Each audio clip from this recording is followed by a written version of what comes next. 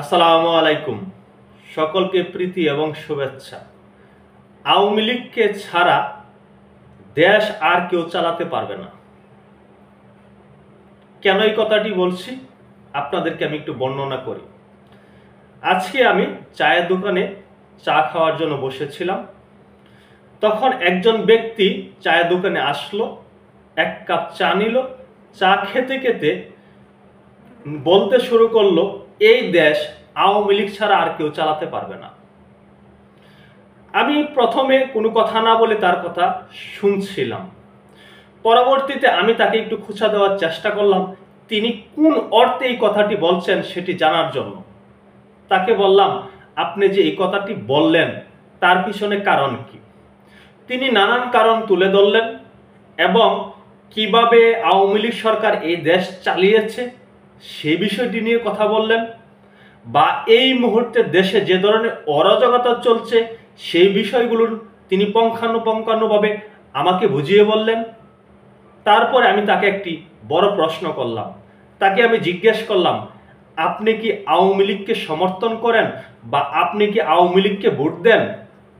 তখন তিনি বলেছে, আমি গত 15-16 বছর কাউকেই ভোট দেই নাই, আমি ভোট কেন্দ্রে যাই নাই, আমি আওয়ামী লীগকে ভোট দেওয়া লাগবে বিধায় আমি কখনো ভোট কেন্দ্রে যাই নাই।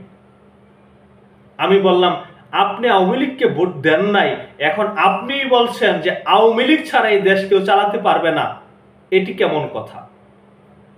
তিনি বলছেন, এই বাংলাদেশের জন্য এখন যে বর্তমান চিত্র, বর্তমান যে আইন শৃঙ্খলার অবনতি, কেউ কাউকে সম্মান করে না, কেউ কাউকে গুরুত্ব দেওয়ার চেষ্টা করে না, দেশে যা তা ঘটনা ঘটছে, ধর্ষণের ঘটনা ঘটছে, চুরি ছিনতাইয়ের ঘটনা ঘটছে, এই পরিস্থিতি তো আওয়ামী লীগের সময় ছিল না। আর এই পরিস্থিতি মোকাবেলা করার জন্য এই বাংলাদেশে একমাত্র আওয়ামী লীগকেই দরকার। আমি তার কথাতে অনেকাংশে একমত হয়েছি, আবার কিছু কথাতে আমি তাকে উল্টো প্রশ্ন করেছি। আমি তার কথা অনেক শুনেছি এবং তাকে আরো কিছু প্রশ্নও করেছি। প্রশ্ন করার উদ্দেশ্য ছিল যে তার অভিব্যক্তিগুলো আমার জানা প্রয়োজন।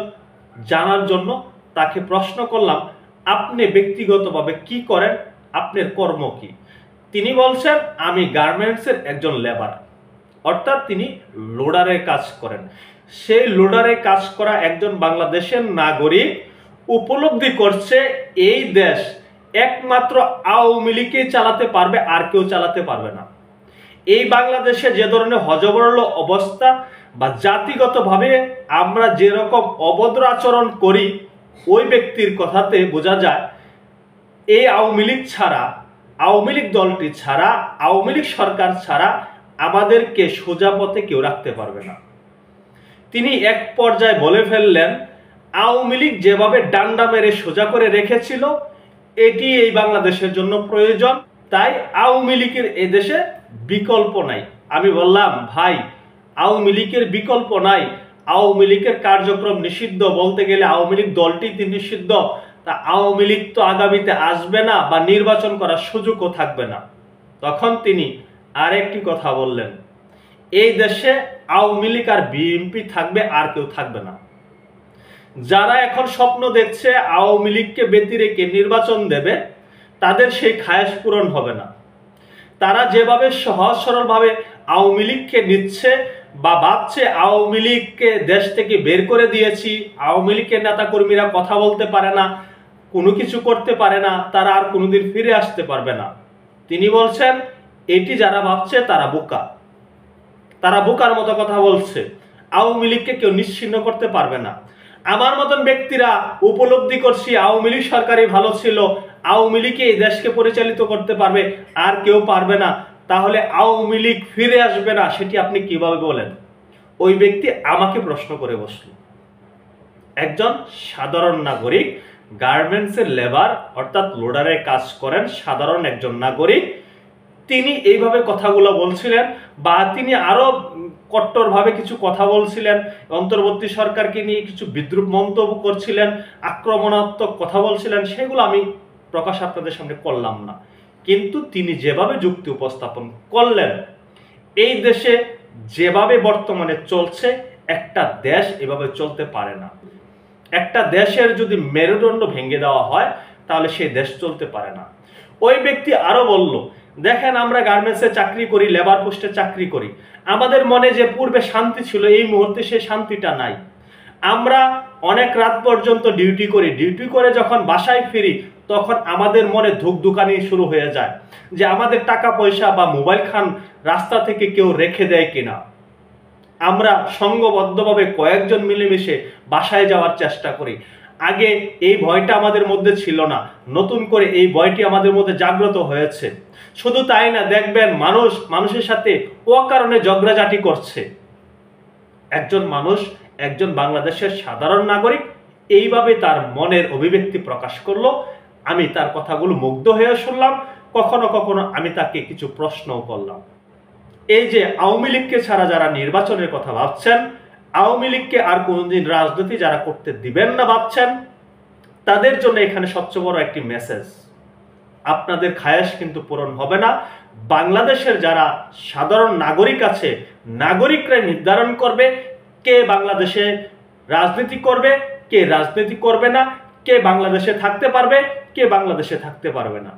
এই বাংলাদেশের মানুষ জুলাই আগস্টে একটা অংশ ভেবেছিল যে এই শেখ হাসিনা বা আওয়ামী লীগ সরকার এই দেশে থাকার প্রয়োজন নাই, তাই তারা আওয়ামী লীগের বিরুদ্ধে রাজপথে নেমেছিল, আওয়ামী লীগকে বিতাড়িত করেছে। সেই জনগণ এখন উপলব্ধি করছে এই দেশ চালাতে হলে আওয়ামী লীগকেই প্রয়োজন। ওই ব্যক্তি আরো কিছু কথা বললেন। তিনি বললেন, দেখেন ভাই, চালের দাম দিন দিন বৃদ্ধি পাচ্ছে। আমি বললাম, ভাই চালের দাম বৃদ্ধি পাচ্ছে, সবজির দাম তো নাগালের মধ্যে আছে। তখন তিনি বলল, সবজি কি বাইরে থেকে আমদানি করতে হয় নাকি ভাই? সবজি তো আমাদের বাংলাদেশের কৃষকের সম্পদ। আমার বাপদাদারা গ্রামে কৃষি কাজ করে, তাদের শ্রমের বিনিময়ে আমরা এই সবজিগুলো পাই। এই দাম নিয়ে আপনি এত মাথা ব্যথা কেন? আপনি চালের দাম বৃদ্ধি পাচ্ছে, অন্যান্য পণ্যের দাম বৃদ্ধি পাচ্ছে, মানুষের মধ্যে উৎকণ্ঠা, মানুষের মধ্যে কোনো শান্তি নাই, একে অপরকে অবজ্ঞা করে কথা বলছে, সামাজিক বন্ধন বিনষ্ট হচ্ছে। বলতে গেলে এই দেশে কোনো প্রকার শান্তিই নাই। অশান্তির বাস যা রোপণ করে রেখেছে, এখন নোবেল বিজয়ী, শান্তিতে নোবেল বিজয়ী একজন মানুষ। তিনি শেষ পর্যন্ত এভাবেই কথাগুলো বলছিলেন। তিনি একজন বাংলাদেশের সাধারণ নাগরিক। তিনি যে কথাগুলো বলেছেন হয়তো আমার দ্বিমত আছে, তাই বলে তিনি যে মত প্রকাশ করেছেন তাকে আমি অশ্রদ্ধা করতে পারি না, অবজ্ঞা করতে পারি না। তিনি বাংলাদেশের নাগরিক, তিনি তার মত প্রকাশ করতেই পারেন। তবে মত প্রকাশটা আস্তে আস্তে আমরা দেখছি, আমরা যাদেরকে ফ্যাসিস্ট বলছিলাম, এখনো যাদেরকে ফ্যাসিস্ট বলে আখ্যায়িত করি, তাদের পক্ষে যাচ্ছে। তাই যারা একচেটিয়া ক্ষমতা উপভোগ করার চেষ্টা করছেন আওয়ামী লীগকে ব্যতি রেখে, আওয়ামী লীগকে বাংলাদেশে আর কোনদিন ফিরতে দেবেন না। সাধারণ মানুষ কিন্তু আওয়ামী লীগকে ফিরাতে পারে, তখন কিন্তু আপনারা ঠেকাতে পারবেন না, হয়তো আপনাদেরকে দেশ থেকে বিতাড়িত করতে পারে। সকলে ভালো থাকবেন। আল্লাহ হাফেজ।